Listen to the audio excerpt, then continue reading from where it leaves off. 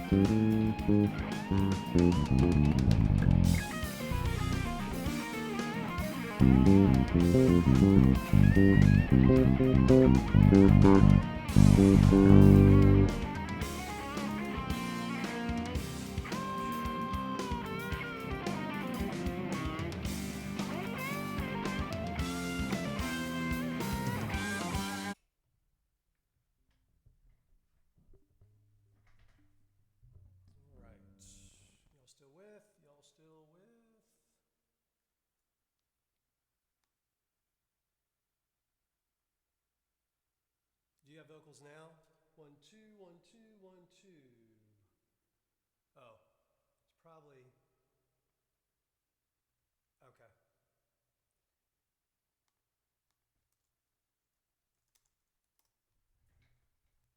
1, 2, 1, 2, 1, 2. 1, 2, 1, 2. How about that? That should fix things, right?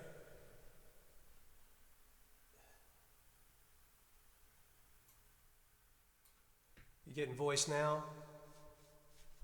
Oh, I even have reverb. It's still low?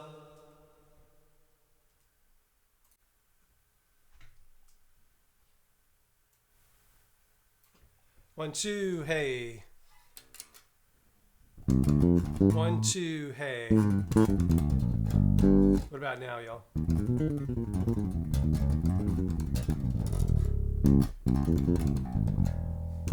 We good on voice?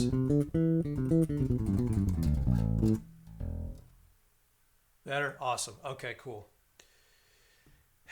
Sorry, I can't keep the settings the same because I've been recording, and so I'm sharing some of this gear, and the levels change on the preamps. So, and I would have this all figured out, but my dog came in and peed on my carpet while I was getting set up. Just stared at me and peed.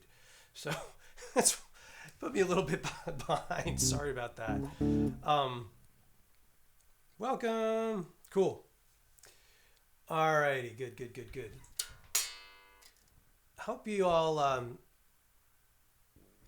Okay. Good. Sorry, guys. I'm just want to make absolutely sure I've got everybody. All right. Cool. Cool. Cool. Cool. Cool. Live chat windows monitoring. Beautiful. Beautiful. Beautiful. All right. Let's get started. Today we're gonna get back into a little bit of improvisational topics and do a little bit of just mild analysis on some tunes. We've done this before in master classes a long time ago, but this is a good thing to kind of come back to and talk about because we're going to encounter all types of different chord progressions and improvisational scenarios when we play through different tunes. Um, and yeah, that was a piece of my new record. That was a song that is almost completely finished. That was like an almost mixed version of it. So yeah, thanks for noticing. That's a little preview. That's one of the two instrumentals that's going to be on the record. It is called Truth Seeker 2.0. It's and it's a revised version of an original version, which was used as a promotional demo in the latest version of Studio One.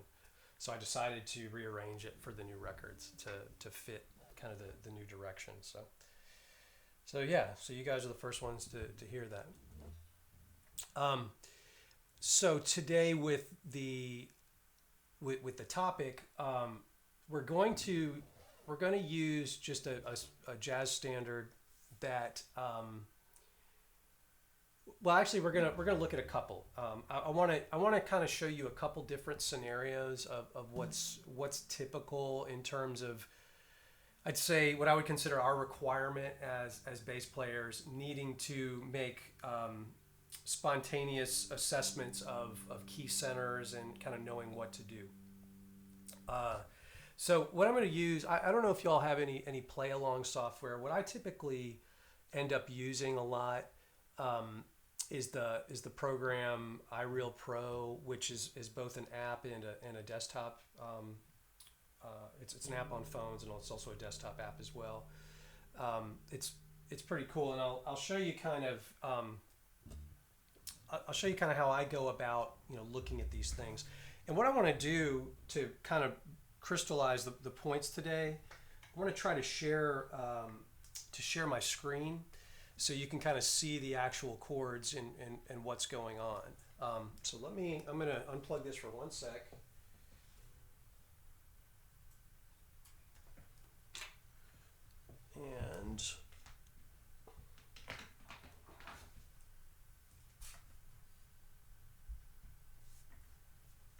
And we're going to first just look at a tune named Autumn Leaves. I'm sure you guys have heard of it before and probably played it many times before.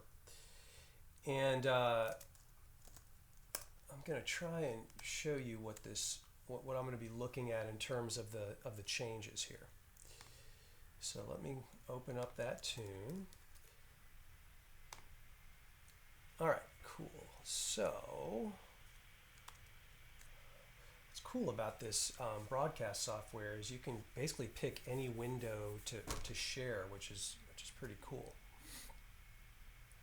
All right, so I'm going to add the source here. And we're going to capture a window. And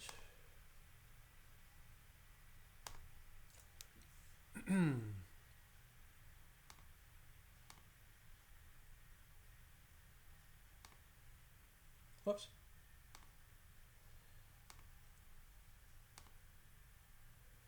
Window captures here.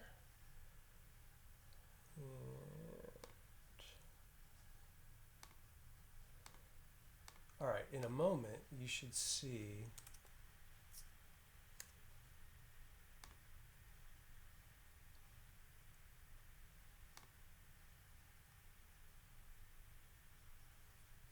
obviously if you have iReal Pro, you can go ahead and open that.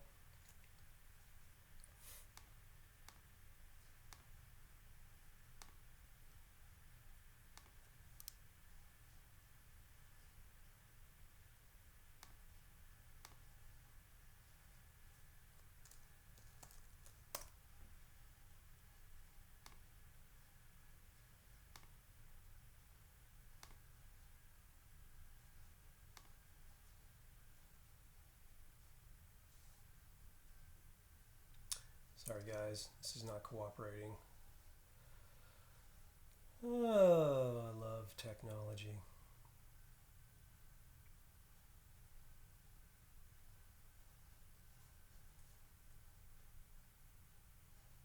Okay, it's not even showing the window. How is this possible? This will obviously be edited out of the archive video, me trying to get this stupid thing to work. Thank you for your patience. Good grief. Okay. I think I've solved this. All right.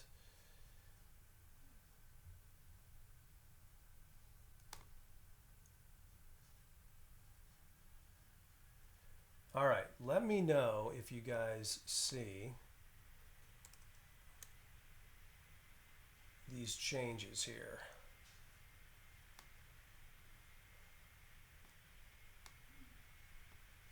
You guys have that?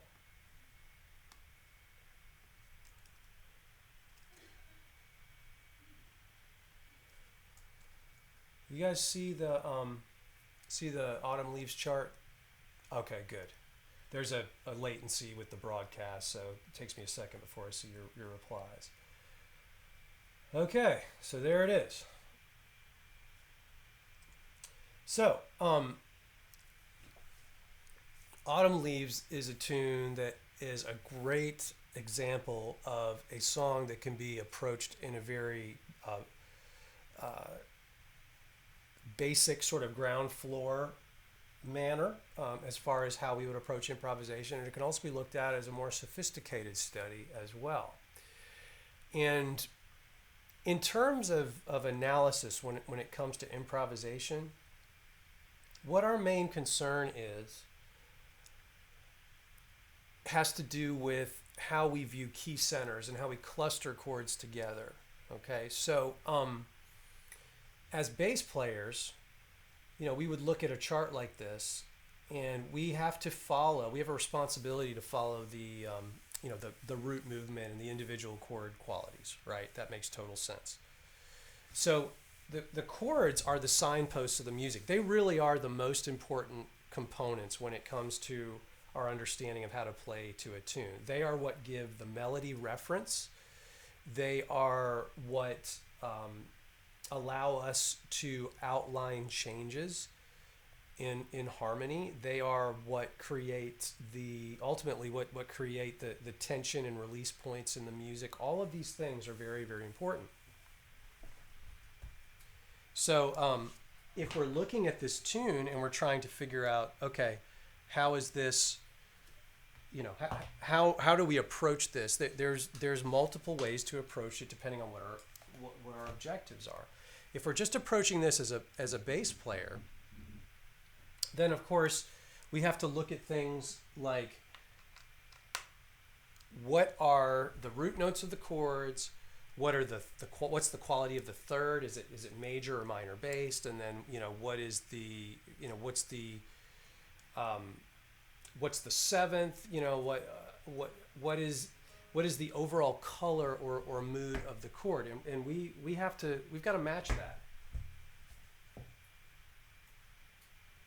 So, in terms of how this is going to sound harmonically, I've got my 6-string bass here, so I've got my A minor 7 chord. I've got my D7. I'm just following the chords from the beginning here. G major 7, C major 7, F sharp half diminished, B7 flat 13, which essentially is just, B7 altered. And then we've got E minor 6th. Some charts you'll just see an E minor 7 there. Okay, so that's the first 8 measures. And you can, just by listening to the chords, you can kind of hear the character of the song.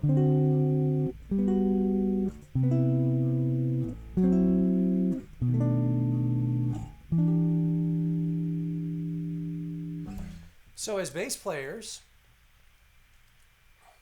we got to follow that root movement, right? Super, super important. So if I'm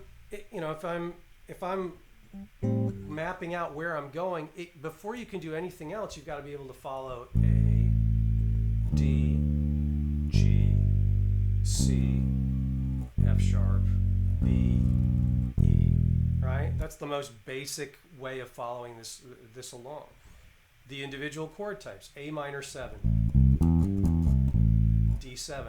I'm just playing the arpeggios of each of these. G major 7, C major 7, right? So if I'm walking, I also have to be aware of what are the scales that would ultimately complement those chords as well. And so if we just look at them from an individual basis, right, the A minor 7 on its own, we learned in many lessons that we usually treat the default scale choice as Dorian. So for the A minor 7 chord, we would think about A Dorian. Right? For the D7 chord, you think about D Mixolydian. Sorry. And then we've got G major 7, which we use Ionian. And then we've got C major 7, and again, default wise, we just look at that as a C major scale. F sharp half diminished, our default for that would be F Locrian. we'd have a B7, and we'd say B mixolydian. And then we go back to E minor, and we'd make that an E Dorian. Now notice that each one of these scales is only being chosen based on the individual chord types, right? And so theoretically, you could walk to each one of those chords in that way, and then add whatever chromaticisms you want, right? Because I didn't even mention chromaticisms. You know, usually when we listen to traditional walking lines, you know, they're going to have a quality to them that has you know a tighter connection of intervals, right?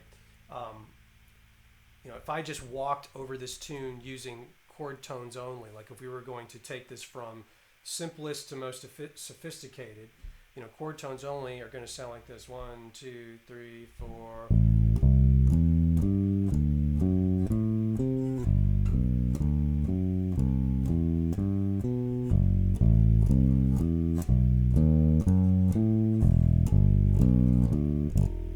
That's just an arpeggio exercise, right? And if we listen to it in context with the actual track,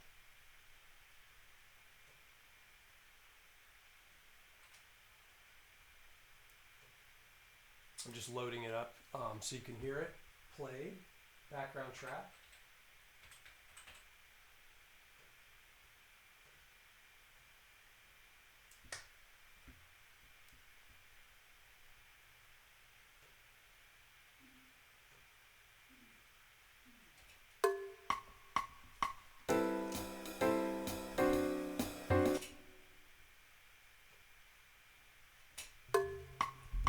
A minor 7 arpeggio, D7 arpeggio, G major 7 arpeggio, C major 7 arpeggio, F sharp minor 7 flat 5, D7 arpeggio, E minor 7. Right?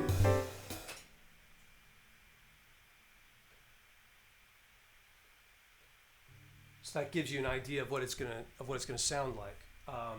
Now, if I do that with the scales, okay, I just approach it using the scales, that's the next level of sophistication. Now I'm closing the gaps now between the intervals, right?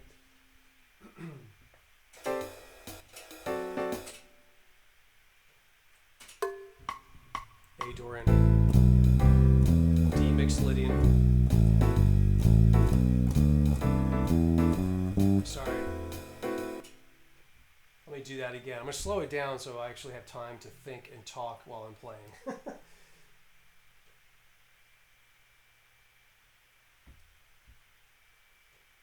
It's hard to do 3 things at once. All right, here we go. A Dorian, E mixolydian, G major, Ionian, C Ionian, F sharp Locrian, B mixolydian, B E Dorian. Let me do it again. A Dorian, D mixolydian, G major, Ionian, C Ionian, F sharp Locrian, B mixolydian, and then E Dorian.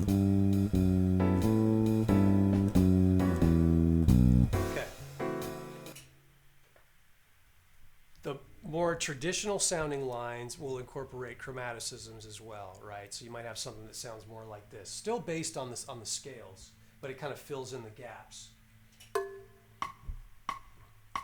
Chromatic note, chromatic note, chromatic, chromatic here. I'm going to walk up.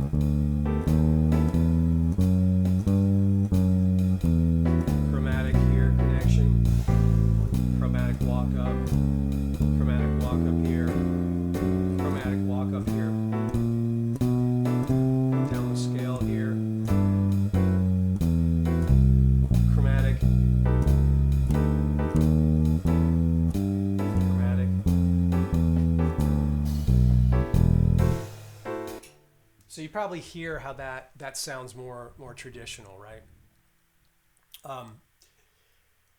All all of this is kind of leading us into the topic of improvisational solutions, but this kind of gives you, this sort of reiterates sort of the background of where all this stuff came from. And if you've gone through the lessons of applied harmony and theory and improvisation, you've kind of seen each one of these individual things that, drilled already, okay? The importance of understanding how to differentiate chord tones versus scale tones versus chromaticisms. Very, very important. But again, we're kind of trying to point this in the direction of analysis, right? So we're going to look at the chart again, and we're going to try and piece together some sort of a plan for how to improvise. Because what we don't want to do is what I call chasing the changes. And this is, for a lot of bass players, unfortunately, this is the way that improvisation, begins for them, because we are foundational players. We're root-oriented players. That's our job. That's our main job, our main responsibility, right? So if I'm an example of chasing the changes, if I'm in an improvisational situation, and just to kind of to give context here, I'm going to resize this a little bit. Think about what's happening as I'm going through the chart. I'm going to kind of talk through my approach here. And this is like negative reinforcement, okay? This is an example of what not to do. So let me count it off. Now I'm going to try to, be more improvising, right? A Dorian, D mixolydian, G major, C major, F sharp, E mixolydian. The F sharp was low Korean, E Dorian. See how it sounds like I'm jumping around, right? It's not very smooth. And I'll show you what it looks like. C major scale, G major scale, C major scale, here it is. F sharp, so hard to talk and play at the same time. E Dorian.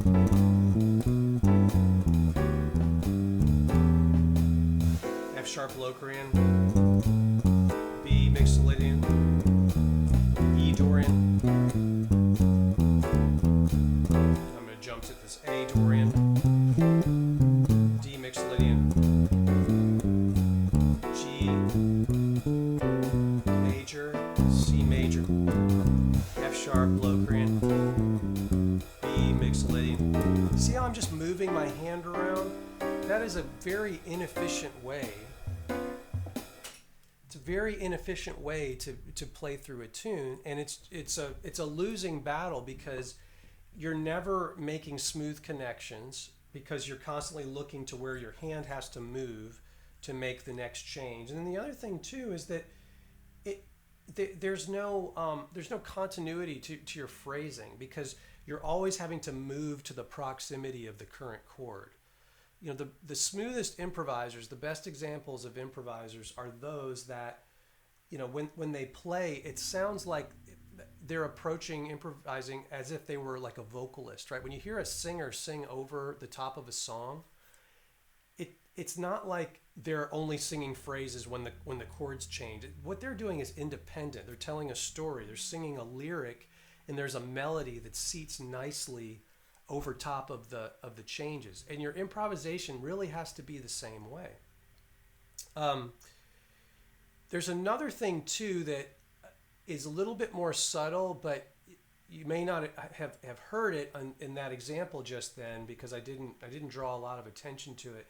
But whenever you follow chords just with a single scale, just working with the default, oftentimes you'll be in a situation where you'll play notes that sound dissonant or out of key, even though individually that scale might look like it fits the chord. It's not always the best choice. And to kind of further explain that, think about the harmonization of the major scale and what we learned from it. Let's say we harmonized the C major scale, okay? So the order of chords, if we do it in seventh chords, we've got a C major 7, a D minor 7, an E minor 7, F major 7, a G 7, an A minor 7, an F sharp minor 7, or F minor. I'm calling out the wrong key. Let me try this again.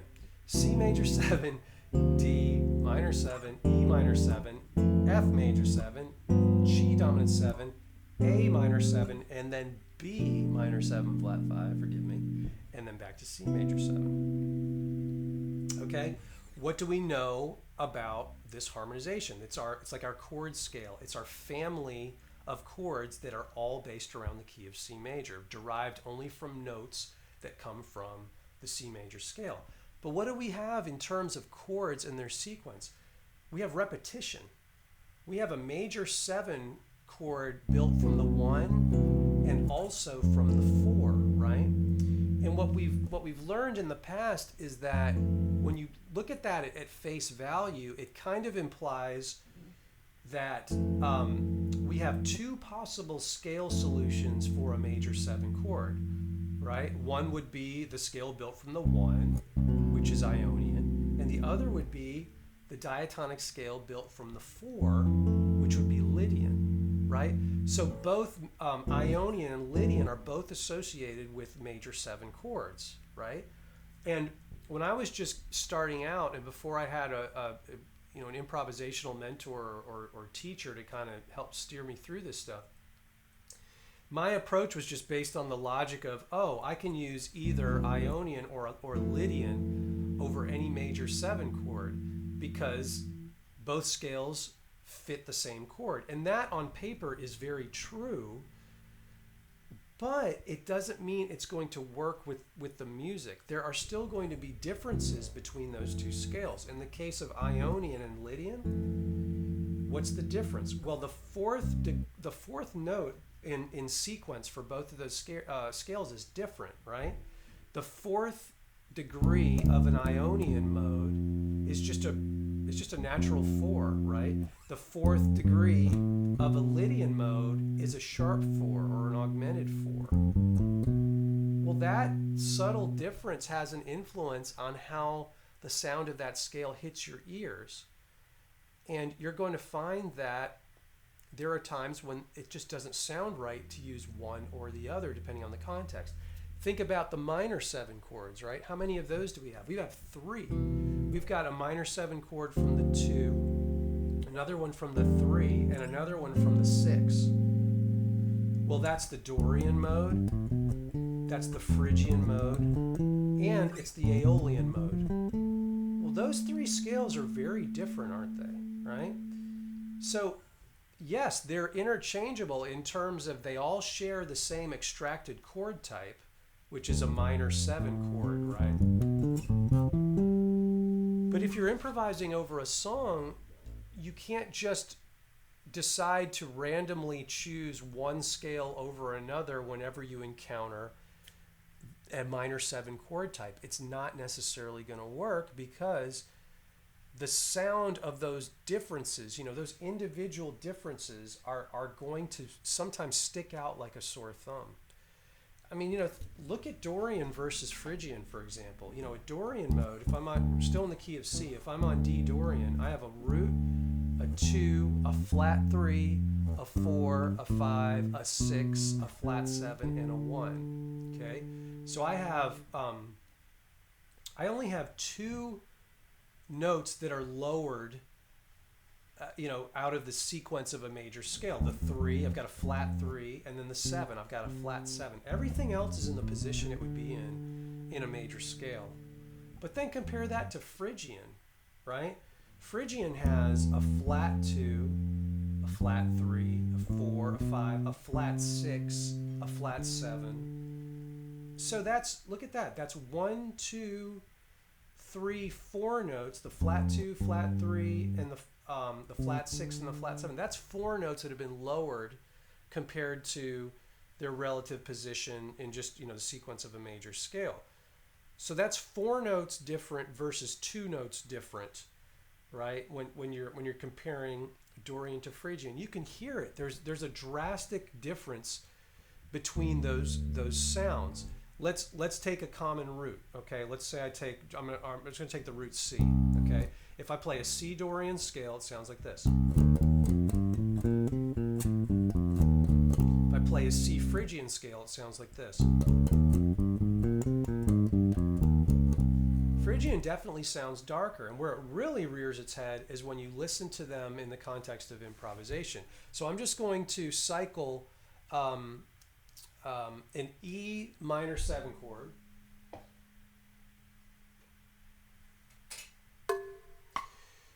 So let's go to the root E now.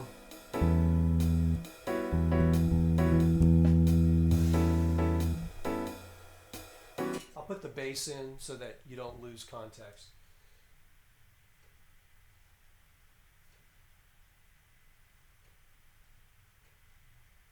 So the root is E. I'll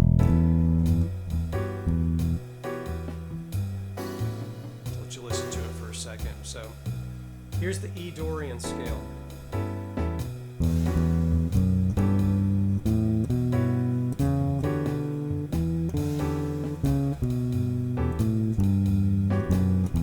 Now listen to the E Phrygian scale.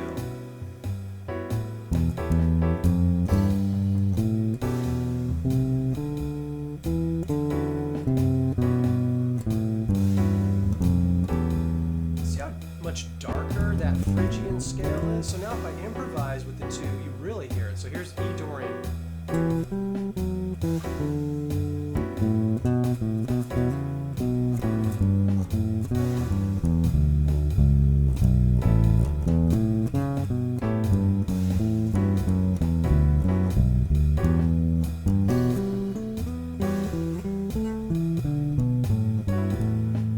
Here's the E Phrygian mode.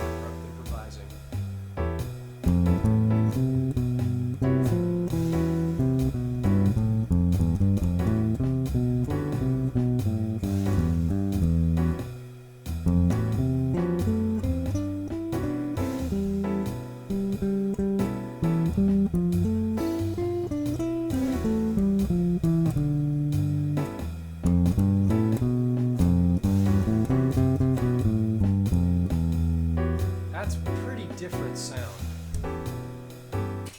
And again, both of those scales have the exact same chord extracted from them, right? Whether it's a triad or a seventh chord. So again, on paper, interchangeable. In context, not so interchangeable. There's rarely a time where Phrygian is not going to sound more outside or more dark when you just got a static minor 7 chord that's playing. So that's important for you to hear these differences in spite of their similarities, of the scale similarities and the chord similarities. Okay, now let's carry that over into even more analysis. Okay, so looking back at the tune Autumn Leaves, what we want, the basic goal in analysis, spontaneous or non-spontaneous, spontaneous meaning like while we're playing the tune, we try to make a judgment call on what's happening harmonically, and then adjust as needed. The non-spontaneous way of doing it would be, being able to sit down with the chart before you begin to play and actually spending, a little bit of time going through. And that's kind of what I have taught myself and other players to do. And I call the process bracketing. And the process means that you're essentially bracketing changes either literally on paper, with a pencil on the chart, or you're doing it in your mind in real time, trying to figure out what the relationships are between chords. The ultimate goal is really just to try and figure out where your key centers are, because what key centers allow you to do is use a single major scale or a single key as a solution for improvising over a progression, or even just a static chord. Okay? So, let's do that. A minor 7, the first chord. Okay, when we look at that in the context of what follows it, we've got an A minor 7 followed by a D7, followed by a G major 7, followed by a C major 7. You may have already noticed that the A minor 7 to D7 to G major 7, that is a 2-5-1. in the key of G. That's the 2 chord, the 5 chord, and the 1 chord in the key of G. Okay. If you don't get anything else out of today's lesson, you want to get the sense that it's going to be very important to be able to recognize 5-to-1 progressions pretty instantly, and 2-5-1 progressions pretty instantly. And they're not hard to do. It's not hard to do that, because when you think about the bass guitar and the relationships of these notes, if you take any arbitrary note on the bass, say this is my 1. Well, I know I've got a 5 here. I've got a 5 here. So 5-to-1. This is an E flat. 5-to-1 goes from B flat to E flat, or I can go this way, B flat to E flat. It doesn't really matter, right? I can even go up here, B flat to E flat. There's many places you can play the notes. But what sort of tips us off to the movement is being able to notice that the roots are moving either upwards in fourths or they're moving downwards in fifths, if that makes sense. Like a fourth is essentially an inverted fifth. Think about it on the bass. If I got this D note here, if I go up a fourth, that takes me to a G. But if I go down the shape of a fifth, that also takes me to a G. So I hope you see that relationship as being inverse, like I'm describing, right? Okay, so that's pretty easy to see for a bass player, because we're already used to the strings moving in that way. Whether you have a 4-string bass, 5-string bass, or 6-string bass, if you're using standard tuning, it's symmetrically tuned in fourths anyways. So we're already used to knowing that, a B going up a fourth is the E, because the open B string goes up a fourth to the open E string, and the open E string goes up a fourth to the open A goes to D, D to G, G to C if you have a 6-string, and so on, right? So that movement, that going up in fourths, also is the exact same movement as 5-to-1 in terms of a key center, right? Don't get confused by this. Think about my movement from B to E is the same root movement. If my E was my 1, if I knew that the E was the 1, moving from B to E would be moving from 5-to-1, because B is the 5 of E, right? So B to E is like a 5-to-1 movement. It's also a 2-to-5 movement. Think about that. If my E is my 5, a fourth below a 5 is a 2. You can verify any of these things just by using a major scale and figuring out what the stuff looks like. So again, if I'm saying my E is my 5, okay? Let me pick this E here, just so I've got some room to fret notes. So if I know this is my 5, this note here, that's a fourth lower, that needs to be a 2. How do I know? Well, this is a 5, I've already said. Well, I can descend in a major scale, or I can ascend, it doesn't matter. 5, 4, 3, 2, 1. So I'm in the key of A, but this note here is my 2, which is a B. Do you see how these relationships all attach to one another? You can always relate those things. So it pays then to spend the time understanding that, in learning that, I should say, every degree you should be able to recognize what a fourth above that is, or what a fifth below is, or what a fifth above it is. It's all intervallic relationships. And the motion of 2-to-5, that movement, 2-to-5 goes up a fourth. And 5-to-1 also goes up a fourth, right? So if I'm in the key of G, again, I'm just choosing an arbitrary key now. Here's my G, okay? So G, A, B, C, D, E, F sharp, G is my major scale. Okay, so 1, 2, 3, 4, 5, 6, 7, 1, right? So if I'm on the 2, to get to 5, I just go up a fourth.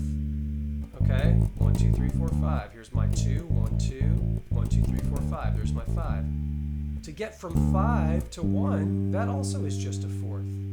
5, 6, 7, 1. 5 to 1, you see? And there are intervallic fourth relationships from any note, always, at all times. If I'm on a 1 to go up to a 4, 1 goes to 4. 4 goes where? We have to count up from 4.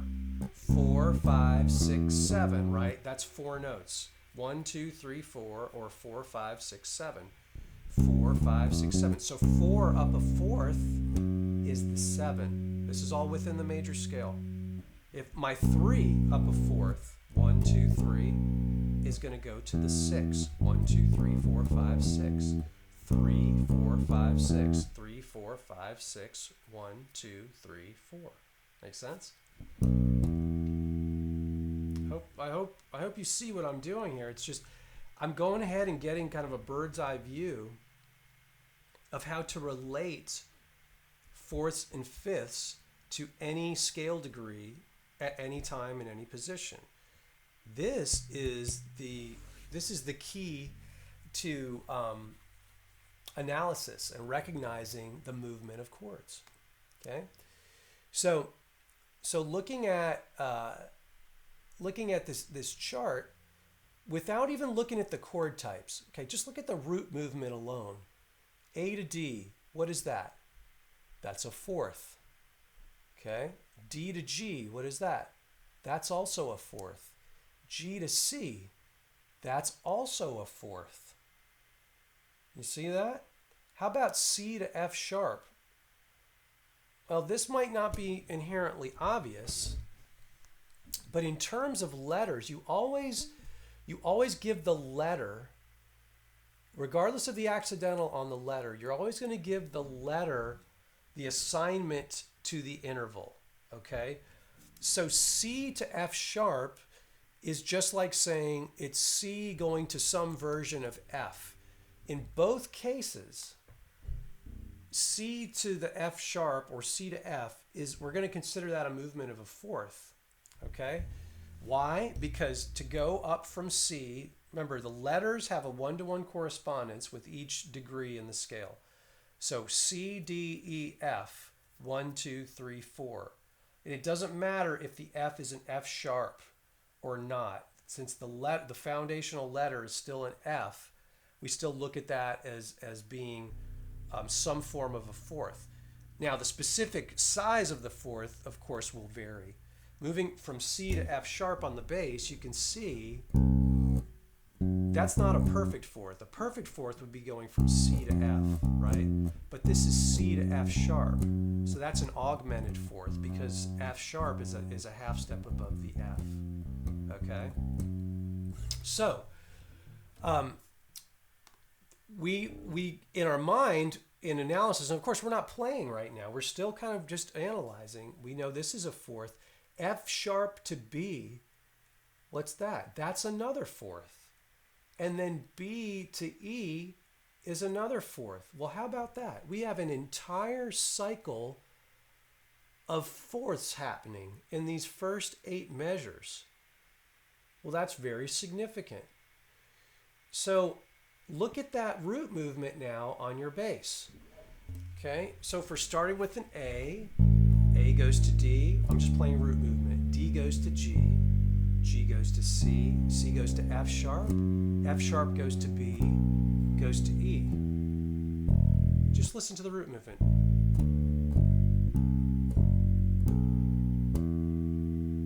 That is very cyclical, cadence kind of oriented stuff. It's pretty cool. What do all of those chords have in common? We know there's some relationship lying somewhere amidst that progression, right? Well, if you look a little closer, you'll see that now if we take the next step, we just went through the root movement, so we have an idea of kind of how this stuff is navigating or moving through these changes. Now we can start to analyze more closely the actual chord types and try and get a sense for where the key centers are. Well, I kind of already gave it away to you before, but you always know that a 2-5 or a 5-1 is always going to have a root movement moving up a fourth at a time or down a fifth at a time. We've already established that. Well, this is a dead giveaway. When you go from minor 7 to dominant 7 to major 7, and you're moving in perfect force, well, that is unquestionably a 2-5-1. So what key are we in? Well, in these first three measures, we know that we are going to be in the key of G. That's the 2-5-1 of the key of G. Well, now let's try and see if any of this other stuff remains in the key of G. Well, what about this C major 7? Well, we're in the key of G, so the first question you got to ask yourself is this note C in the key of G? And the answer is yes. That note is. It's the fourth degree of the key of G. Well, in the harmonization of G, what is the chord type built off the C or off the 4? Well, it's a major 7. So look at that. Now we've got the addition of the C major 7 chord as being still a member chord of the key of G. How cool is that? So now I've got all 4 of these measures that I know are in the key of G. Can we go even farther? Well, look at the root of the next chord. It's an F sharp. So the first question is the note F sharp in the key of G? Right? Well, the answer is yes. The F sharp is the 7 of the key of G. Well, how about that? So we know the note is there. Now let's look at the chord type, half diminished or minor 7 flat 5. What is the chord type built from the 7 in any major scale? Well, it happens to be minor 7 flat 5. So now we've got the addition of the F sharp minor 7 flat 5 chord still in the key of G. So this is 5 chords in a row that stay in the key of G. Now let's go to the next chord. Let's see if we can go even farther. Is the note B in the key of G? The answer is yes. It's the 3 of the key of G. But what's the chord type built from the 3 in the harmonization? It's minor 7, right? Well, this is not a minor 7 chord. It's a dominant 7 flat 13 chord. Okay, so that's a special altered dominant chord. So this is kind of an iffy one, right? But having said that, let's say that we end our union of G major based chords at the F sharp. I've got 5 chords in a row that I can stay in the key of G major, or in other words, improvisationally, I could just use the G major scale to improvise over every single one of those chords. Every single one of them. So, so what I'm going to do is I'm going to play that. So I'm just going to repeat those 5 measures over and over again. And while this is playing, I'm just going to use a G major scale to improvise over this. And you'll be able to hear how it fits everything.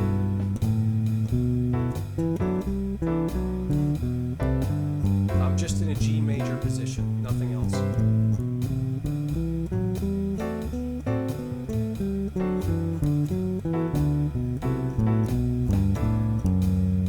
Now, subsequently, you could also use any of the other G major derived modes, like A Dorian.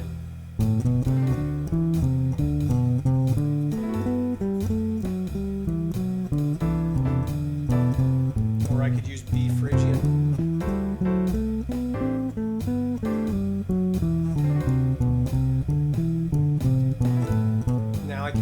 I want. Here's Locrian from F sharp, E Aeolian, D Mixolydian,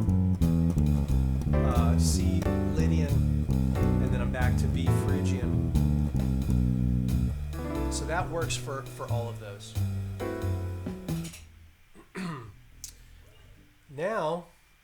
let's go back to the chart. And we already said that the B7 flat 13 was iffy. Okay, so let's just call that the initiation of a new key center. Okay, well, we know about a dominant, if we just look at this as a dominant 7 chord at its base, right? Don't even worry about the alteration, the flat 13 at this point. But this B7 chord, what is a dominant 7 chord in a harmonization? It's a 5 chord, right? There's only one dominant 7 chord in the harmonization of the major scale. So if B7 is a 5 chord, then what's the key? And the way you figure that out is just like you would do it any other way if you were, if you had a group of chords to derive a key center from. You'd say, oh, okay, if B is my 5, okay, then what is 1?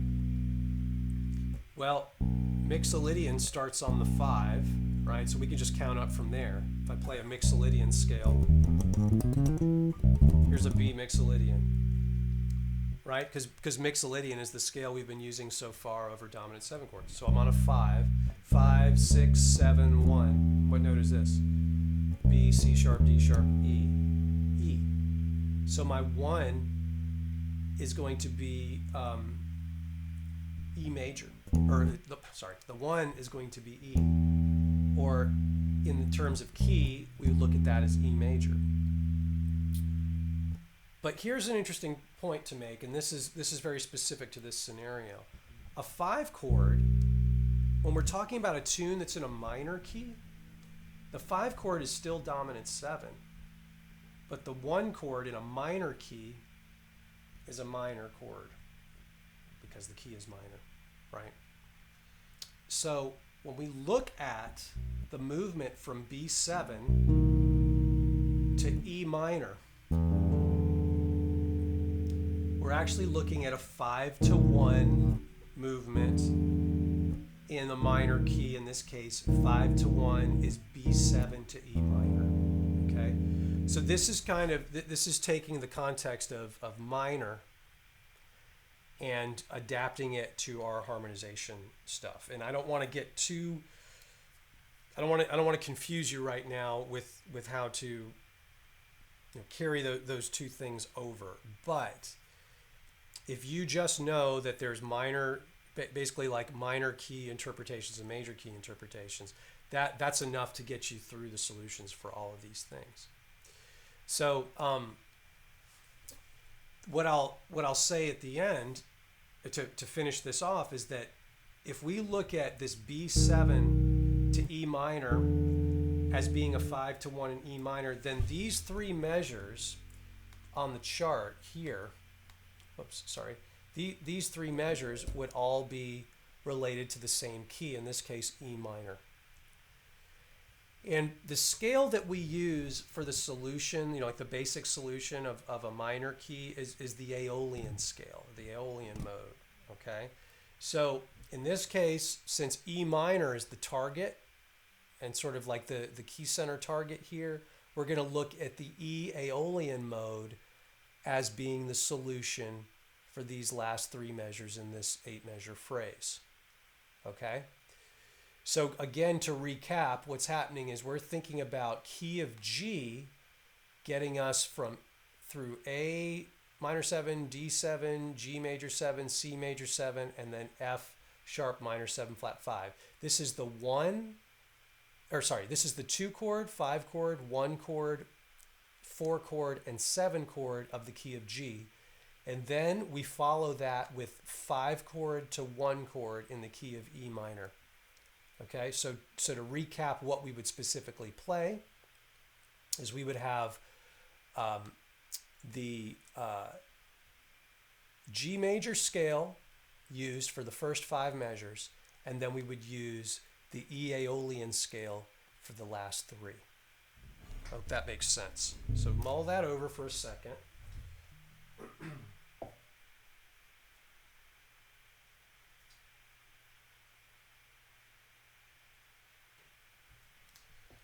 And that is the analysis solution here. Okay. All right. So now with that being said, are there any questions on anything at all? Give you a second here to deal with the delay.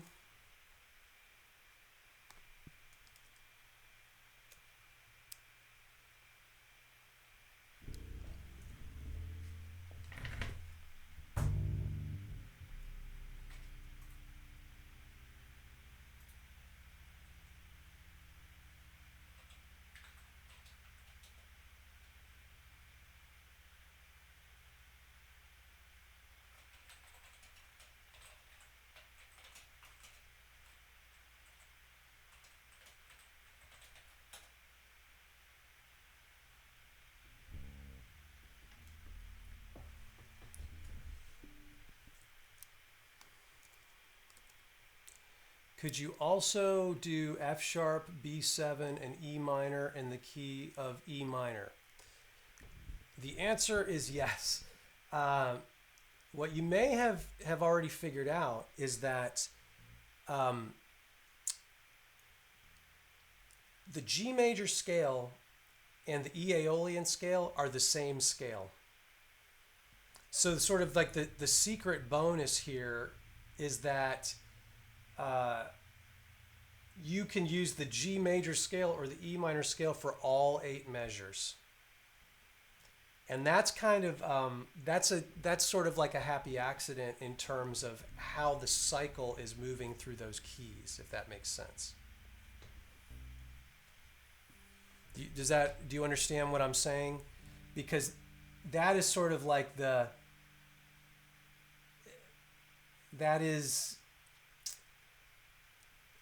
is the unifying element for all of those 8 measures. Even though we're looking at it as 2 different key centers, ultimately we can solve that with one scale solution.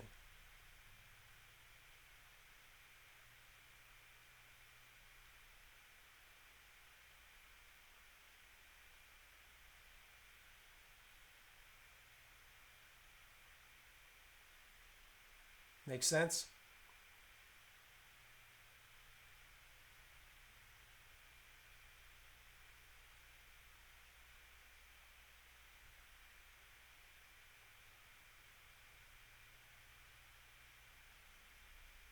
Awesome.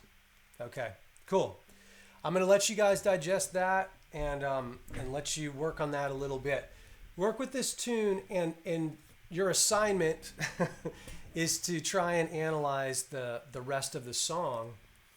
And I'm a big fan, like I said, of bracketing and doing that with a pencil even. Take the chart, print it out, maybe do it on paper so you can kind of be a little bit more tactical with it. But yeah, give that a shot, and feel free to share that with me in the forum or through an email or whatever, and I'll be glad to help evaluate that for you. So, all right, I hope that was helpful. Thank you all so much for being here, and I'll get this archived right away, and we will see you at the next class. Everybody have a great weekend. God bless. Take care.